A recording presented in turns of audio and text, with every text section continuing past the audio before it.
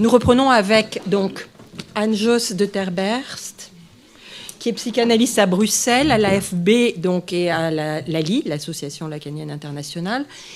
Anne-Josse de Terberst a écrit, à partir de son expérience clinique, un ouvrage qui s'intitule « PMA et famille contemporaine, ne pas céder sur l'altérité » en 2022. Et puis, la clinique du quotidien avec Jean-Pierre Lebrun en 2020. Et elle a également, comme je l'évoquais à propos de Thierry Roth, participé au dictionnaire de psychanalyse avec les enfants qui est paru donc il y a 2 ans. Anne, donc, Jost, tu nous parles du féminin. Le féminin est-il si évident pour une femme aujourd'hui ? Bon, merci. Ça va ? Je peux laisser comme ça ? Parfait, comme ça ? Ça va. Bon, si vous m'entendez, ça va. Bon, alors je ne savais pas très bien à quel auditoire je m'adressais, donc je risque de répéter des choses que mes collègues viennent de dire tout à l'heure. Mais je voulais quand même préciser que par féminin, j'entends cette position que Lacan met à droite, hein, on en a déjà parlé dans le schéma de la sexuation, une position qui est marquée par ce dédoublement de la jouissance. Dédoublement d'une jouissance qui la divise. Voilà. D'une part, la jouissance phallique, à laquelle une femme participe, à laquelle elle a accès, hein, soit du côté de l'être phallique ou du côté de l'avoir phallique, auquel quand même la société actuelle la pousse, et l'autre jouissance, cette jouissance autre supplémentaire à la jouissance phallique, on en a parlé. Donc vous entendez d'emblée qu'il n'est pas ici question, il est question de position à l'égard de cette fonction phallique et qui ne répartit pas les hommes et les femmes selon leur anatomie, physiologie ou leurs rôles sociaux. Pour redire encore quelque chose qui vient d'être dit, on pourrait dire à gauche une jouissance qui dit oui à la fonction phallique et à droite une jouissance qui dit non à la fonction phallique, mais un non qui n'est pas un non qui forclôt le débat, ce n'est pas un non forclusif, c'est un non discordantiel, comme le dit Lacan dans Les noms du père. Ça n'exclut pas le phallus, mais ça installe une position pas toute phallique. Une position pas entièrement soumise à la fonction phallique. Donc, gauche et droite, on l'a dit tout à l'heure, 2 positions qui sont non symétriques, non égales, et de plus, à droite, cette partie qui est marquée par cette division liée ou due à la coexistence de 2 logiques qui ne vont pas l'une sans l'autre. Je reprends là les mots de Marie Pesanti qui avait dit ça de cette manière-là. Je trouvais ça très bien dit, la coexistence de 2 logiques qui ne vont pas l'une sans l'autre. Elle avait dit ça lors de nos journées sur le fantasme féminin. Alors, si je vous dis ça, c'est pour vous dire que c'est bien à partir... Enfin, que c'est à partir de cette non-symétrie des positions à gauche et à droite que j'ai pu, dans les rencontres avec les couples homosexuels en demande de PMA, que j'ai pu penser et entendre l'altérité de leur position entre elles et aussi à l'égard de l'enfant, et travailler d'ailleurs davantage sur l'écart de ces positions plutôt que sur leur opposition. Puisque 2 femmes en couple n'occupent pas chacune la même position, et c'est ce qui permet qu'entre elles circule du désir, mais circule aussi du malentendu, du discord, comme dans tous les couples d'ailleurs. Bon, ça je voulais vous le dire en intro. Alors, quid du féminin pour une femme ? Bon, ben, ce que je vous dirai ce matin sera tout à fait incomplet. Le sujet est vaste, ça mériterait un séminaire et même plusieurs séminaires. Et non généralisable, puisque, on vous l'a dit ce matin, il n'y a pas de trait identificatoire qui viendrait définir une femme, qui lui donnerait une identité stable, une identité ferme.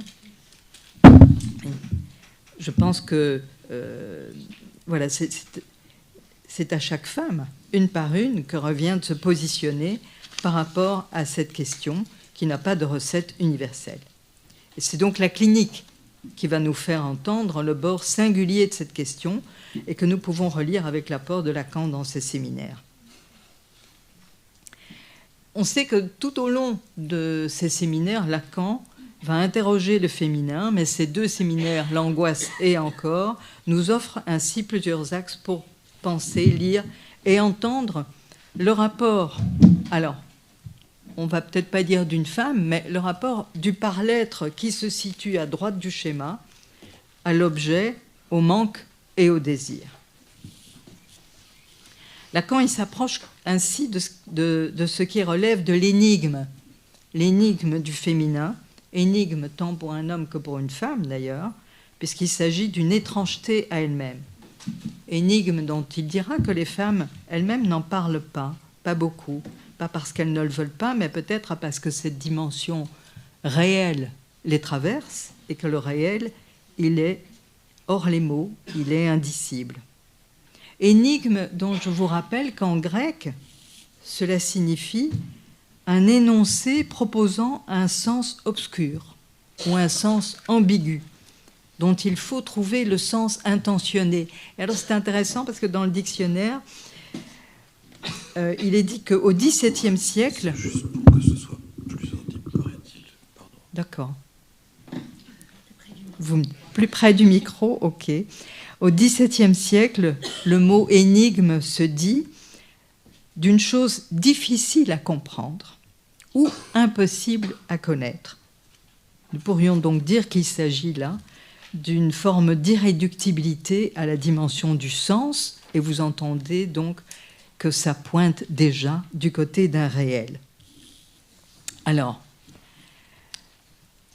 si Freud, je ne fais que rappeler des choses que pas mal d'entre vous savent, mais si Freud a pu dire dans son essai sur la sexualité féminine qu'une femme se trouvait empêchée sur la voie de la féminité du fait de son rapport au phallus dont elle serait privée, et il indique dans cet article 3 possibilités qui lui sont offertes, soit se détourner de façon générale de la sexualité. On retrouve ça aujourd'hui dans la liste LGTB, il y a le A de asexuel.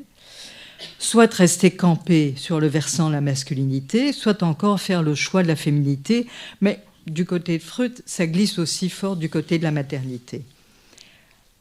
Lacan, lui, dans son séminaire L'angoisse, il opère un renversement. Il dira que la femme, contrairement à Freud qui dit du phallus, elle est privée, Lacan dira que la femme ne manque de rien. Surprenant, puisqu'elle a quand même affaire au manque. Comment comprendre cela? Alors, je le cite dans le séminaire L'angoisse. Il dit « Le domaine de la jouissance, c'est le point où la femme s'avère comme supérieure, justement en ceci que son lien au nœud du désir est plus lâche.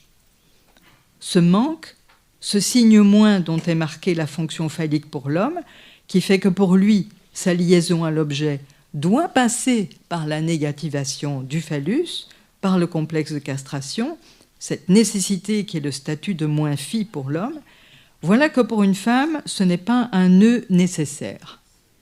Bon, alors comment est-ce qu'on va faire avec ça? Ça ne veut pas dire qu'une petite fille, tout comme un petit garçon, pour entrer dans le langage, on en a parlé tout à l'heure, n'a pas à perdre quelque chose.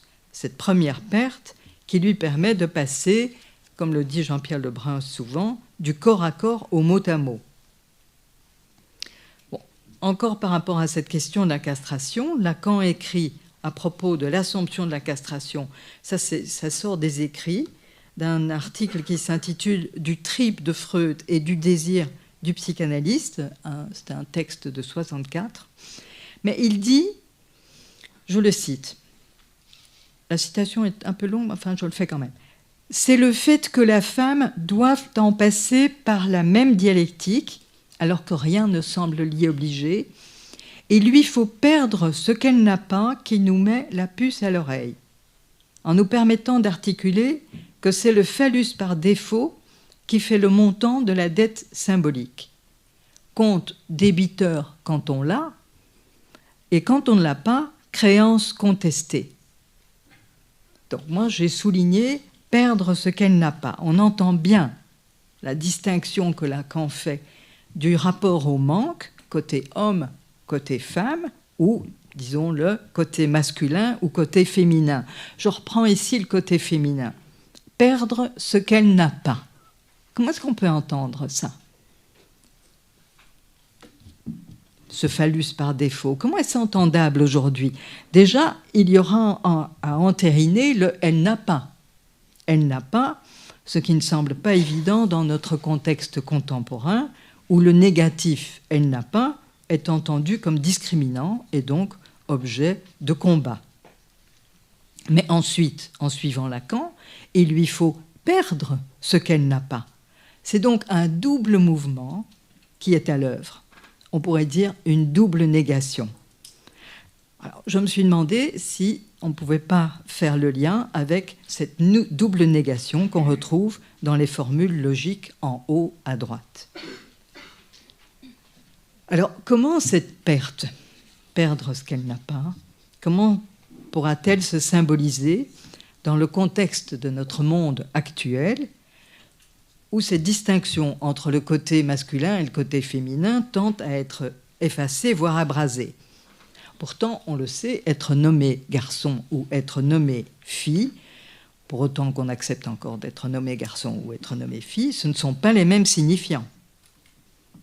Dans nos univers contemporains et occidentaux, je le rappelle, être nommé fille ou garçon n'empêche de pouvoir fréquenter les mêmes lieux, les mêmes écoles, pratiquer les mêmes sports, pratiquer les mêmes métiers, quitte à les assumer de façon différente. Alors, où donc la différence va-t-elle se rencontrer? Je fais un petit détour, et je regrette pour ceux qui m'ont peut-être déjà entendu, je m'appuie sur un écrit d'une jeune auteure, Lynne Papin, qui a publié un livre qui s'intitule « Une vie possible ». Dans ce récit autobiographique, elle écrit qu'à 24 ans, voilà, ça peut arriver, pour la première fois de sa vie, elle tombe enceinte. Et elle découvre le territoire inconnu de la maternité et même de la féminité. Mais ce qui est intéressant, c'est ce qu'elle dit. Jusqu'alors, elle avait vécu comme si elle était autant masculine que féminine, dans une éducation où on ne faisait pas de différence entre elle et son frère. Bon, alors ce qui va faire buter pour elle, buter du réel, c'est qu'on lui apprend que les fœtus, elle était enceinte de jumeaux, n'ont pas tenu, il faut les retirer. Et cette interruption de grossesse va tout bousculer pour elle. Son esprit, son corps, son couple. Elle prend conscience de la fragilité de l'existence et commence à s'intéresser au silence qui entoure les femmes. Je ne continue pas dans le récit de son livre, vous le lirez si ça vous intéresse. Mais ce qui est intéressant, c'est ce qu'elle en dit dans une interview à France Culture. Elle dira qu'avant cette grossesse, jamais elle ne s'était intéressée au monde des femmes et à leur combat. Pour elle, c'était une affaire de la génération précédente, c'était une affaire acquise. Jusqu'au moment où elle tombe enceinte. Et elle dit, je la cite, « Si être une femme ne signifie pas être enceinte m'a rappelé que j'étais une femme. » C'est donc dans la rencontre d'un réel que la question du féminin surgit pour elle et de façon troublante. Du réel de ce qui se joue dans son corps, elle creuse la question du féminin en amont. Et je rappelle, c'est une femme, elle a un père français et une mère vietnamienne. Elle a vécu en partie au Vietnam et puis elle est venue en France. Mais jamais elle ne s'était intéressée ni aux femmes ni à ce qu'elle faisait au Vietnam. Enfin, on voit bien que cette éducation tout à fait égalitaire a jeté le voile comme ça sur cette autre partie du monde, pourrait-on dire. Alors faut-il aujourd'hui, comme pour cette jeune auteure, être traversée par le manque jusque dans le réel de sa chair pour que ce manque puisse d'abord être éprouvé, ensuite être dit, être pensé et puisse ensuite se symboliser. On pourrait dire que ce livre, Une vie possible, traduirait alors cette espèce d'équilibre, déséquilibre, toujours à refaire pour une femme, parce que justement cet équilibre côté femme est précaire. Et là, je reprends quelques mots de Marie-Charlotte Cadot, qui est une de nos collègues, qui a beaucoup travaillé sur la question du féminin. Et dans son article intitulé « Un continent pas tout noir », je vous conseille de le lire, c'est un long entretien avec elle sur les questions du féminin. Elle développe ce qui divise la subjectivité d'une femme entre impossible et contingence. La contingence, dit-elle, qui serait de l'ordre de la reconnaissance phallique, le pas impossible qu'elle participe à la fonction phallique, ce à quoi l'invite la modernité. Au fond, une reconnaissance d'elle comme être qui peut plaire ou du côté de la voie phallique. Et l'autre bord, alors pas du côté de la contingence, mais du côté de l'impossible, l'autre bord, celui de cette confrontation au vide de sens établi, au fait que dans l'autre, il n'y a pas de référent qui l'assure de sa position féminine, c'est l'impossible d'une castration qui l'identifierait d'un trait. Ce bord du côté de l'autre est celui du non défini. Donc voilà. On entend cette division entre la partie définie et la partie non définie. Alors du coup, du fait de ne pas avoir comme ça un trait qui pourrait l'identifier, on pourrait dire que ça peut donner à une femme davantage de mobilité que du côté masculin. Le côté, quand même, Thierry Roth l'a rappelé ce matin, ce côté marqué par cette borne qui définit le masculin. Donc moins défini, plus de mobilité psychique, plus en termes de davantage de mobilité psychique, mais à condition de supporter ce côté sans référent. On pourrait dire que par rapport à cette mobilité, je me disais, une femme pourra plus facilement se mouler au désir de son compagnon ou de sa compagne. Elle pourra plus facilement changer de look, changer de centre d'intérêt pour lui plaire. Je pense à ma voisine, qui est une belle Espagnole, avec des longs cheveux noirs, belle musicienne aussi. Et alors, l'autre jour, mon voisin de l'autre côté me dit « Je pense qu'elle a un nouvel amoureux ». Et par-dessus la haie, je revois ma voisine qui, au lieu d'avoir des beaux cheveux noirs, avait des beaux cheveux blonds. Et je me suis dit « oui, elle a un nouvel amoureux ». Donc vous voyez bien, c'est le désir de l'autre qui l'intéresse, une femme. Elle va aller jusqu'à changer de look pour lui plaire. Alors, cette mobilité n'a pas que des avantages, elle peut aussi avoir quand même quelques inconvénients. Dans son article « L'inconscient, c'est l'organique », Charles Melman rappelait qu'il faut la référence à ce qui existe à cet ensemble pour que cet ensemble fasse corps. J'entends par là pour que cet ensemble tienne.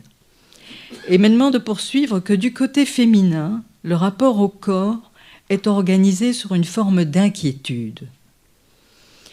Inquiétude confirmée, entre autres, je pense à Martin Winkler que j'entendais dernièrement, un médecin et auteur, qui disait que ce sont majoritairement les femmes qui consultent les médecins. Presque 75, oui, 75%, pour parler français. Alors, pour pallier à cette inquiétude, qu'est-ce qui existe ? Bien différentes choses. Il y a l'amour d'un homme, ou l'amour de celui ou celle qu'il aimera. L'amour qui peut offrir une assurance d'exister. Mais si cet amour offre ainsi une assurance d'exister, on peut penser que le désamour peut devenir un gouffre. Je pense à une femme qui me disait dernièrement, une femme, je vais l'appeler Madame A, Madame Amour, elle subit de plein fouet la récente séparation d'avec son conjoint, avec qui elle a pourtant depuis des années une relation très houleuse.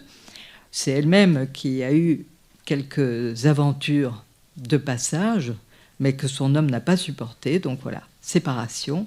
Et elle dit, à la suite de cette séparation, « C'est terrible de se faire désaimer, c'est un trou intersidéral, dit-elle. C'est un insupportable. Je me sens vivre à travers les autres, c'est trop dur pour moi de ne pas avoir de signification pour lui. » Elle n'a pas lu Lacan, hein, mais voilà ce qu'elle dit. Voilà. C'est intéressant, vous voyez, voilà, la manière dont elle vient le dire. Vous entendez le prix qu'une femme est prête à payer pour de l'amour, et c'est un prix qui parfois peut nous surprendre. Je fais référence là à la clinique avec des femmes battues que j'ai rencontrées pendant un certain nombre d'années, Voilà, elles peuvent aller très loin pour ne pas perdre de l'amour. Et j'entends là ce que Lacan a aussi pu dire d'une femme, toujours déchirée entre son existence de sujet et son statut d'objet. Et comment elle peut être à ce point, ou venir se mettre à ce point, à cette place d'objet d'amour de l'autre, qui pourrait peut-être être, une façon de le penser, être une façon d'échapper à la question de la division, à cette question de la déchirure, parce que cette division, elle n'est pas aussi évidente que ça à vivre, à tenir. Donc, cette inquiétude liée à sa position pas toute, qui est l'effet de ne pas être toute marquée par ce référent du côté gauche, eh bien, on peut comprendre combien c'est tentant d'aller du côté de l'assurance, soit du côté de l'amour, ou l'assurance d'une position reconnue et définie, comme certains métiers peuvent offrir. Certaines femmes iront du côté toute mère, toute professionnelle, et parfois au prix de ce qu'il est non défini femme. Certaines s'en plaignent, d'autres parviennent à jongler avec les deux côtés.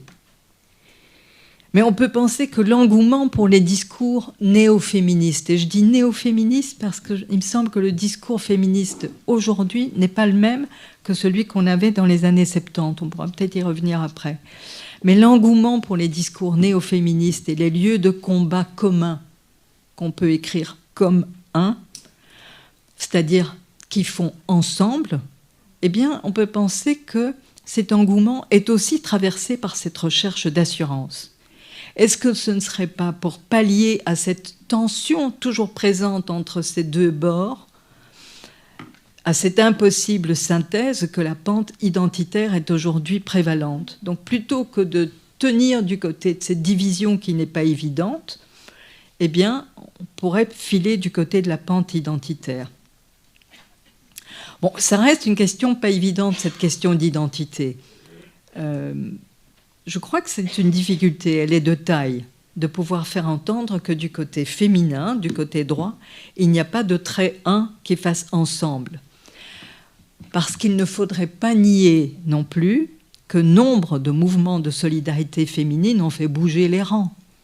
Alors comment est-ce qu'on peut entendre ça?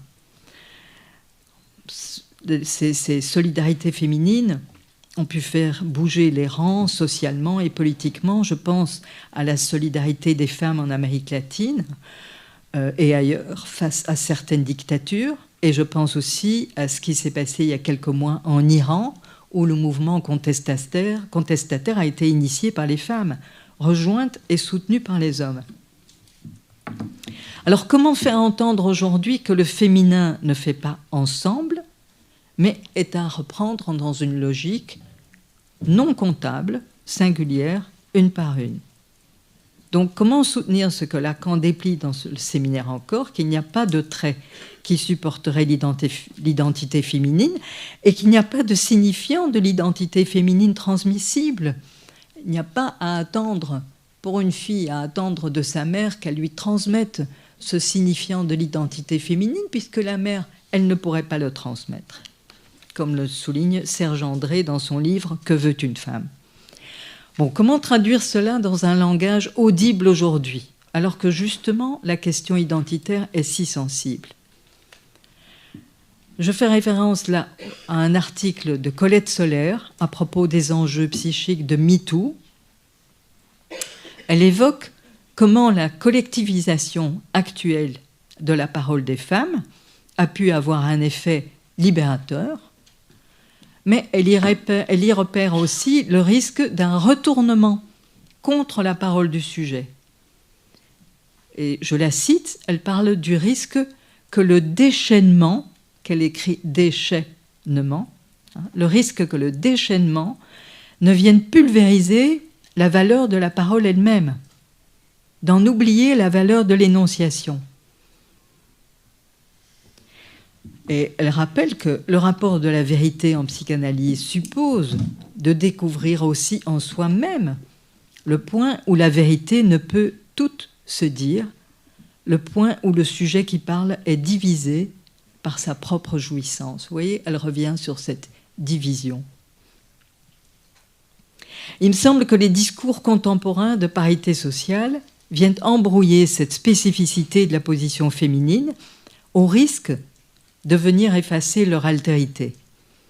C'est bien souvent de cela que les jeunes femmes viennent parler, ne s'y retrouvant pas quant à ce qui aimante leur désir. Castration, division, pourrait-on dire que le féminin est davantage marqué par la division que la castration? Division entre, comme je le disais tout à l'heure, impossible et contingence, oscillation entre inquiétude et assurance, tiraillement pour certaines entre féminité et maternité, partagée. Je pense à une femme qui disait il y a peu « Soit je fais un bébé, soit j'écris un livre. » Bon. Dans son « soit », il me semble qu'elle disait quelque chose de ces deux vecteurs qui ne se dirigent pas vers le même point. Mais tout dépend de ce qu'on entend par écrire un livre. Et je vous cite Sarah Chiche, que certains ont peut-être lu, qui dit, donc c'est une femme qui écrit, qui par ailleurs est psychothérapeute ou psychanalyste également, elle dit faire le choix de l'écriture plutôt que le choix de la vie. Je me loge très bien dans ce corps de l'écriture qui est le seul corps auquel je crois. Dans un de ses derniers romans, Les Enténébrés, le personnage principal, Sarah, rencontre Richard, un violoniste célèbre, bien plus âgé qu'elle. Il tombe immédiatement amoureux.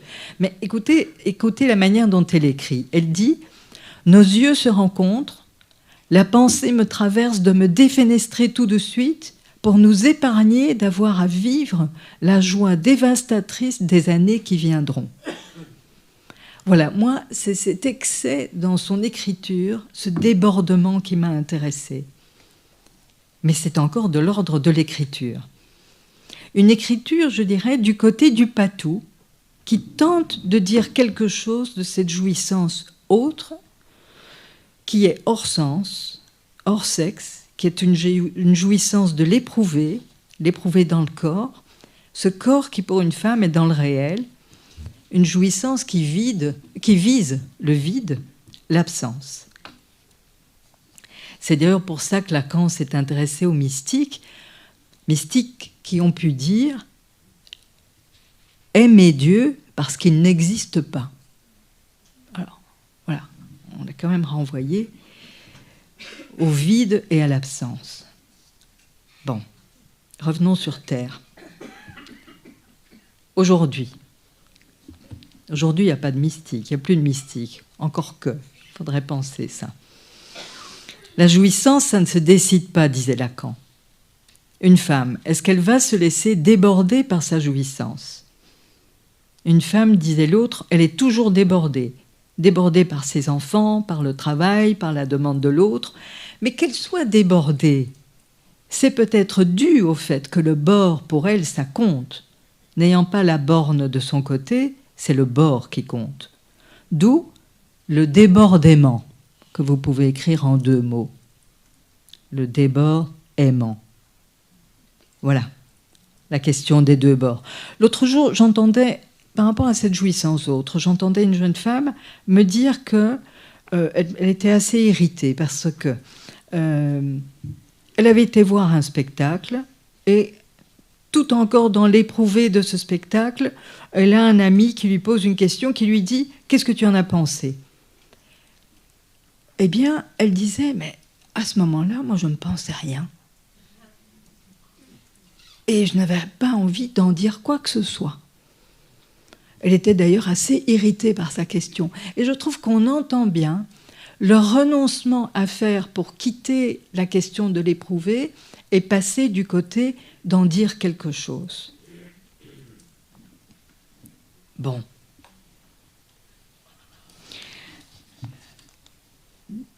Danielle Lévy, une amie, disait dernièrement « Du fait de n'être pas toutes dans la jouissance phallique, ça leur laisse aux femmes un accès, une ouverture aux autres jouissances. Voilà, je trouvais que c'était une façon intéressante de le dire, parce que moi je viens de tout dire du côté de la division, et que la division, c'est pas aussi évident à supporter. Et voilà une autre manière de le dire. Du fait de n'être pas toutes, ça leur laisse un accès, une ouverture aux autres jouissances. Une forme de liberté, pourrait-on dire. C'est ce que Lacan dit d'ailleurs dans l'angoisse. C'est parce que dans son rapport à l'autre, elle n'y tient pas aussi essentiellement que l'homme, qu'elle a cette plus grande liberté, dit-il. Hein ? Voilà, je trouvais important de terminer aussi sur cette note d'ouverture, de liberté, de mobilité, voire même de créativité, d'invention, de singularité due à cette division.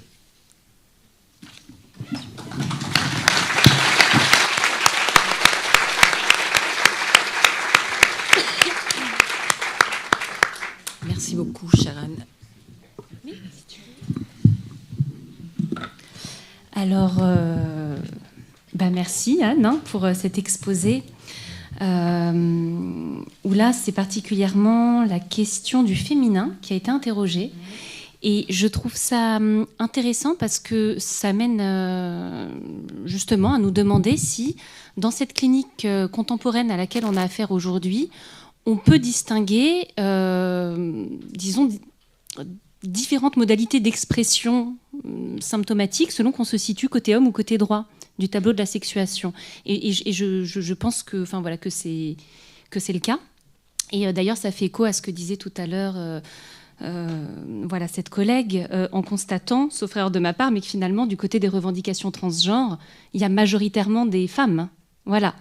Et je trouvais que ça faisait écho à cette hypothèse de recherche d'assurance côté féminin, par exemple dans les revendications néo-féministes que tu évoquais. Et alors, ça m'a fait penser à une analysante que je suis. Et ça, pour le coup, effectivement, je trouve ça très féminin, qui finalement est une névrosée hystérique on ne peut plus banale, j'ai envie de dire, mais qui est arrivée au départ sur le divan et qui présentait la particularité d'avoir un discours plaqué. Et vraiment, son discours, c'était une succession de mots issus de la novlangue, du néo-féminisme ou autre. Et jusqu'à ce qu'un jour, elle tombe sur un homme, et là, quand même, ça finit par l'interroger, mais qu'est-ce que je fous avec ce type phallocentré, invisibilisant, etc. Donc bon, là, voilà, le fait est qu'elle était avec et qu'elle est restée un bon moment avec, jusqu'à ce qu'il la quitte d'ailleurs. Alors, j'avais envie de relever là ce lien finalement que tu as mené entre le collectif d'un côté, voilà, voir le politique, et ce que ça peut induire côté féminin, parce que c'est particulièrement par rapport à la position féminine que tu le situes, du côté du retournement de l'énonciation.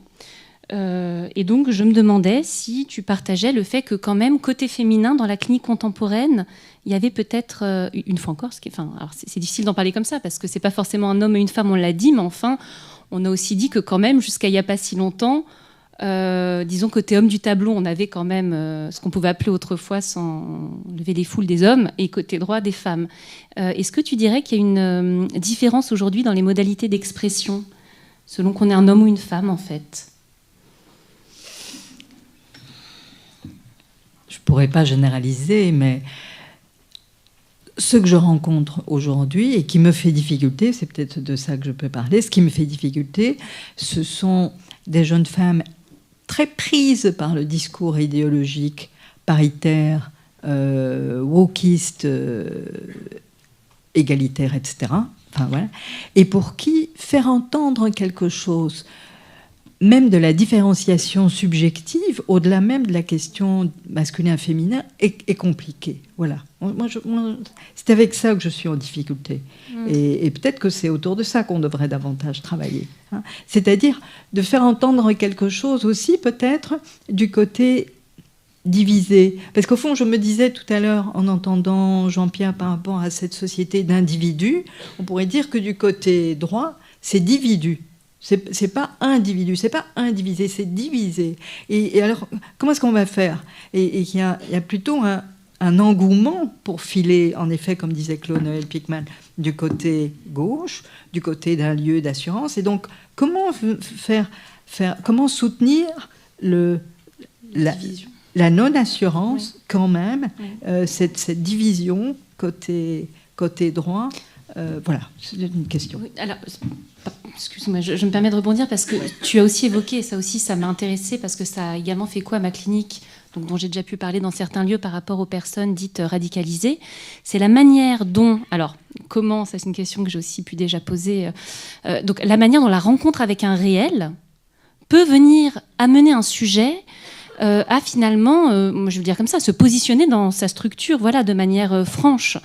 Et c'est vrai que, comme je le disais, ça a fait écho à certaines personnes que j'ai pu suivre, qui étaient dans une errance subjective, qui sont, pour quasiment toutes celles que j'ai suivies, parties en Syrie, qui sont revenues, et pour certains, que la rencontre avec un réel a participé ou a permis, je ne sais pas comment le dire, de se structurer du côté, en l'occurrence, pour ceux que j'ai rencontrés, de franche névrose, soit hystérique côté femme, par exemple, au moment d'une grossesse. Toi, tu évoques là le fait que, enfin voilà, cette IMG là avec les jumeaux, et côté homme, parfois, voilà, dans la rencontre de la guerre en Syrie et ce qui peut s'y passer qui échappe complètement, bien sûr, à l'imaginaire, au symbolique, enfin, de réel. Alors, là, c'est pareil, j'invite évidemment tout le monde à répondre. Est-ce qu'on a peut-être, justement, en tant qu'analyste, parfois, enfin, à réintroduire le réel, et comment on fait ça? Comment on se positionne dans la cure pour réintroduire la rencontre ou la reconnaissance d'un réel dans le symbolique qui parfois fait défaut? Je vais le dire comme ça, peut-être. Tu veux reprendre? Non, s'il y a d'autres. Qui souhaiterait poser, donc, réintroduire du manque. Soumettre des propositions, poser des questions?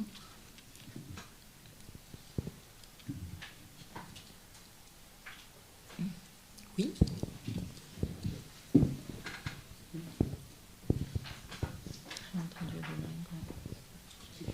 Bonjour, je suis Luz Zapata, psychanalyste et enseignante à l'Université de Brest. Alors, j'ai été très intéressée par les propos, par votre intervention et par les aspects qui concernent la création. Et je reprends ce que Jean-Pierre Lebrun a dit tout à l'heure comme une question. Freud était resté à cette idée de tomber sur ces rocs de la castration. Et Lacan y a beaucoup plus insisté sur les effets des créations à attendre d'une analyse. Donc, j'aimerais vous demander si vous pouvez essayer d'aller un petit peu plus loin dans votre idée, parce que dans les écrits que vous citez, il s'agit quand même de la question des... soit un choix impossible entre la vie et l'écriture, qui s'entremêlent, et comment penser peut-être cette idée que nous manipulons souvent, qu'à la fin de l'analyse, nous accouchons de ce que nous sommes comme objet. Lacan avait quand même insisté beaucoup sur l'idée que la fin de l'analyse, d'une analyse, pouvait permettre à un sujet de rebrousser, et c'est un moment où les symptômes se rebroussent en effet de création, dit-il. Je me demande si nous avons tiré suffisamment les conséquences de ces faits de création et des nuages qu'une analyse peut permettre. Bon, mais cette question de l'écriture que vous évoquez, ça me semble... il y a comme quelque chose qui n'est pas homologue dans les deux citations que vous faites, de ces femmes qui investissent l'écriture ou la fonction de l'écriture pour elles, comme une disparition quand même de la vie dans l'écriture, ou plutôt un refuge. Mais il n'y a peut-être pas que ça.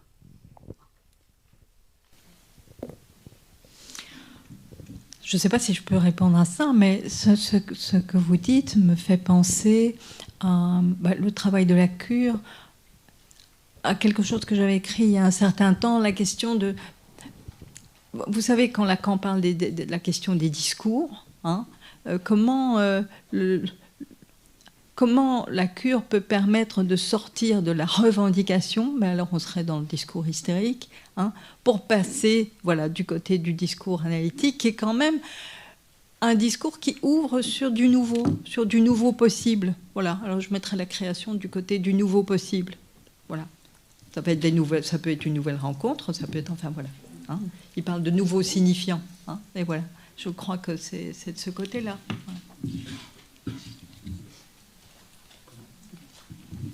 Oui, Eva. Attendez, s'il vous plaît.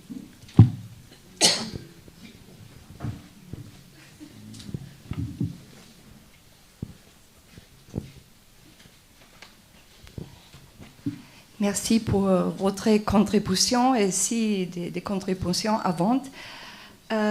J'ai l'impression qu'il y a un problème ou une certaine confusion parce que, d'un côté, nous parlons de discours de sexe et genre, on peut dire, et l'autre côté, j'ai l'impression de mon lecture du séminaire avant que Lacan a montré avec ce schéma n'est pas le discours du sexe, mais des différents types de jouissances. Donc, il poussait ces différences dans un niveau des réels.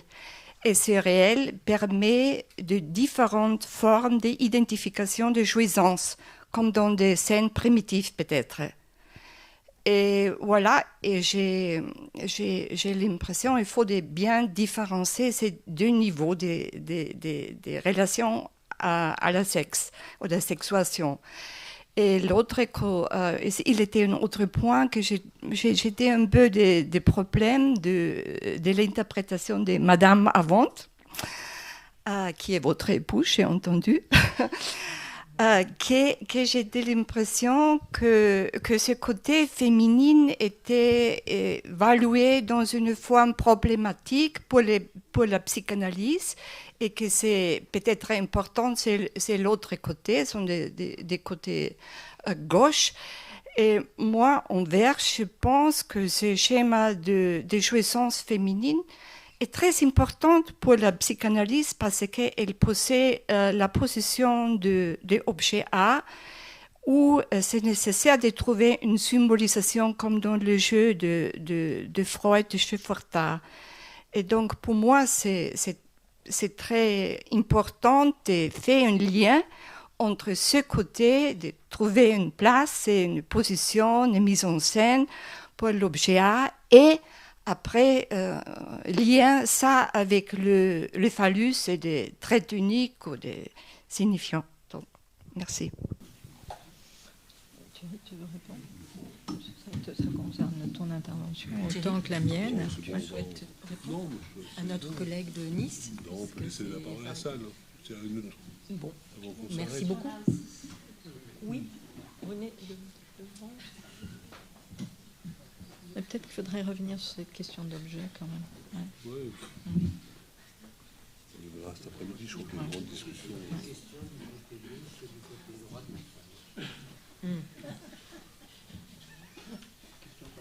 Oui, merci. Moi, j'aurais une question pour vous, mais qui serait peut-être aussi une question pour les autres personnes qui ont présenté.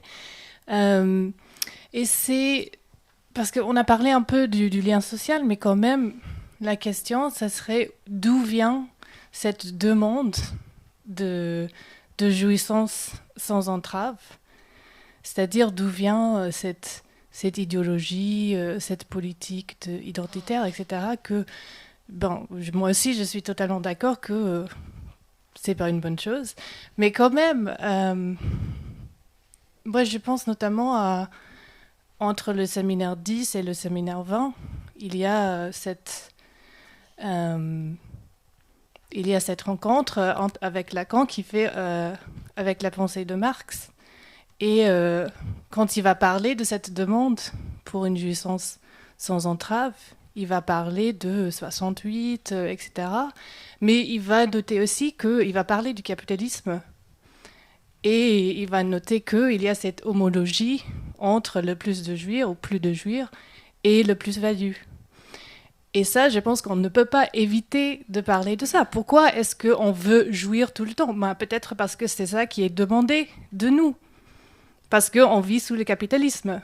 Et Lacan, il a quand même dit, et on vit quand même toujours sous le capitalisme. Donc, Oui, je serais intéressée de vous entendre parler de ça aussi.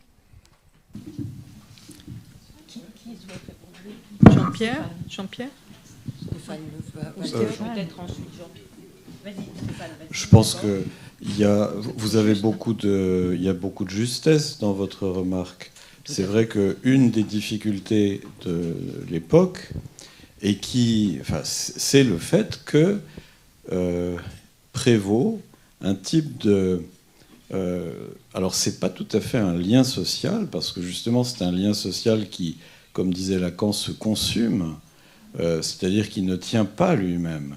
Mais c'est un lien social qui incite énormément, comme nous l'expérimentons tous les jours, à un rapport direct à l'objet et à un rapport répétitif à l'objet, c'est-à-dire à la consommation. Le problème, c'est que ce n'est pas un lien social qui est tenable. C'est ce que Lacan montre.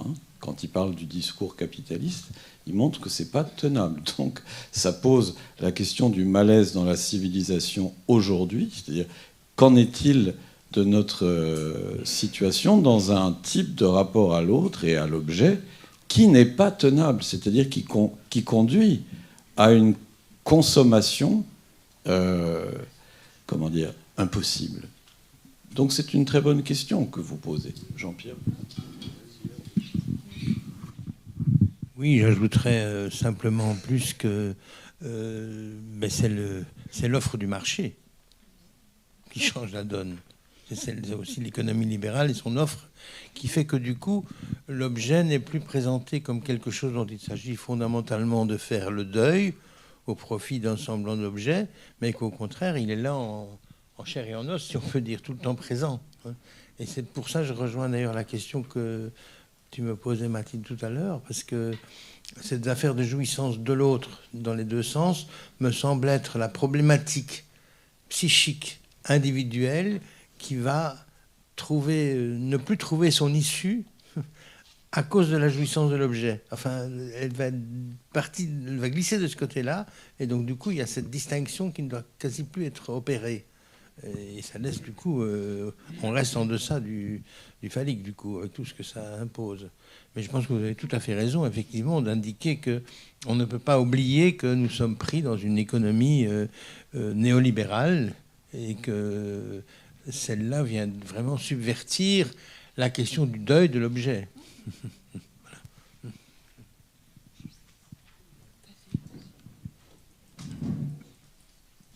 Oui, enfin, du coup, pour rebondir sur ce qui vient d'être dit, peut-être aussi justement qu'on peut distinguer d'un point de vue clinique, d'une part, disons, des sujets qui sont névrosés et qui se soutiennent dans certains discours contemporains pour éviter le sexuel, mais finalement, donc là, effectivement, j'allais dire, ils profitent en quelque sorte du discours capitaliste, mais le fait est qu'ils sont névrosés et qu'ils continuent de buter quand même au bout d'un moment sur un réel, et en général, c'est d'ailleurs pas le même rapport, par exemple, à l'objet d'addiction.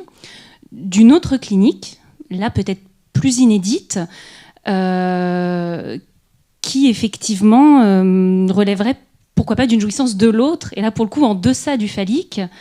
Et je trouve que c'est important de distinguer ces deux effets en quelque sorte du discours capitaliste. Alors peut-être parce qu'il y a une cohabitation justement de deux discours aussi dans notre monde contemporain, disons brièvement celui hérité du patriarcat et le discours capitaliste, parce qu'évidemment il n'y a pas une substitution radicale de l'un sur l'autre, mais parce que ça n'a pas les mêmes conséquences dans la clinique. Et du coup, c'est pour ça que en ce qui me concerne, je trouve que le repérage structural reste important et de mise, parce que ça va aussi nous aider à essayer de lire un peu, disons, ou un peu mieux les coordonnées justement d'une certaine modalité de jouissance d'un sujet, selon la structure dans laquelle il se situe. Après,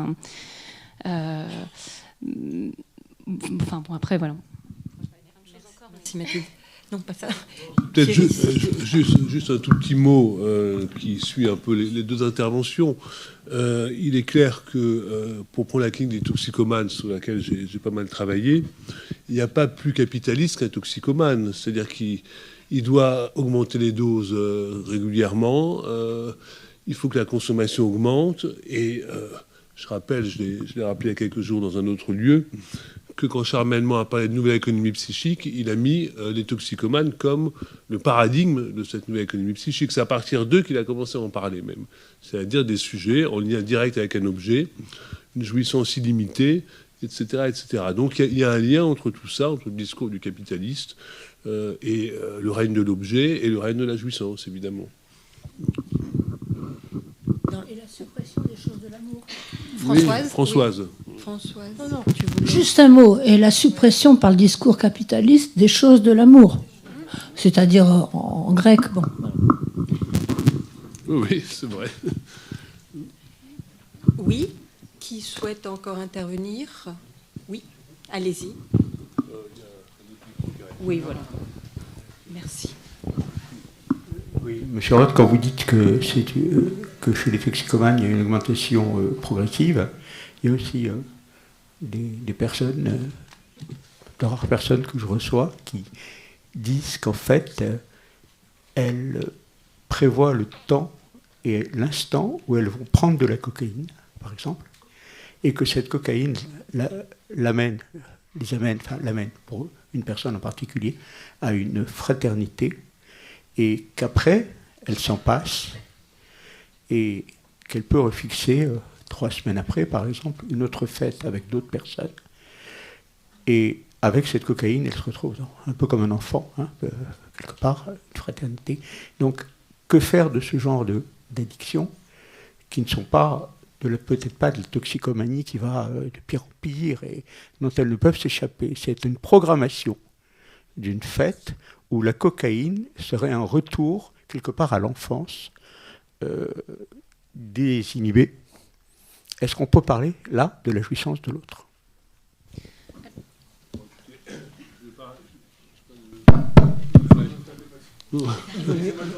D'accord. Mais je ne vais pas répondre là à ça, si ce n'est juste pour dire que c'est pas l'objet qui fait la toxicomanie, c'est le lien à l'objet, évidemment. Quelqu'un qui prend de la coke une fois tous les 6 mois, c'est pas un problème a priori pour un clinicien. Hein. Mais par rapport à ce que disait Jean-Pierre sur la jouissance de l'autre, on pourrait dire au moins sous forme de pirouette que le premier objet d'amour, justement, pour reprendre le terme de l'amour, c'est quand même la mère, quoi. Donc on voit bien le lien de la mère et de l'objet, potentiel en tout cas. Mathilde. Très bref, mais pour rebondir, parce que ça faisait aussi le lien avec ce qui a été dit du communautarisme tout à l'heure, simplement pour relever justement qu'aujourd'hui, dans les mutations aussi qui sont à l'œuvre, sans doute qu'on a de moins en moins affaire à des communautés qui s'organisent autour d'un trait unaire, d'un mais, comme justement là, ça vient de nous l'être dit, de communautés de jouissance, en lien justement avec le discours capitaliste. Et alors, du coup, parce que Stéphane parlait du discours capitaliste qui s'épuise finalement lui-même, qu'est-ce que ce lien social, du coup, qu'est-ce que ça donne comme type de lien social qui, finalement, se structure d'être une communauté d'individus jouissant ensemble, chacun de leur côté, alors jusqu'à l'épuisement de quoi? Est-ce qu'il y a de la création derrière qui peut advenir? Je ne sais pas. Mathilde. Oui, Mathilde, je voudrais juste ajouter un mot à ce que vous dites, parce que c'est important quand même de le remarquer. Les discours identitaires aujourd'hui, qui sont des discours, comme vous le dites très bien, organisés autour de communautés de jouissance, n'ont absolument rien de subversif. Il ne faut quand même pas l'oublier. C'est-à-dire que non seulement ces discours sont très très bons pour le capitalisme, mais ils vont exactement dans le sens que souhaite le capitalisme.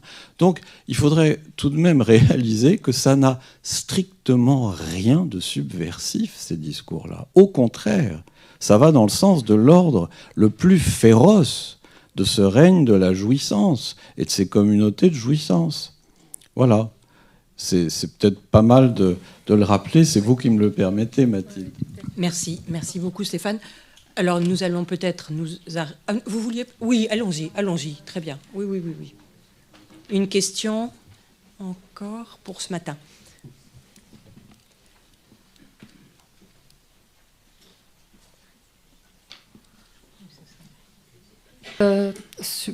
Pour rebondir sur ce qui se dit, ou ce qui me vient en fait là, c'est dans ce système capitaliste où on est devenu la matière première de ce capitalisme, où la relation est devenue la matière première par les réseaux sociaux, etc.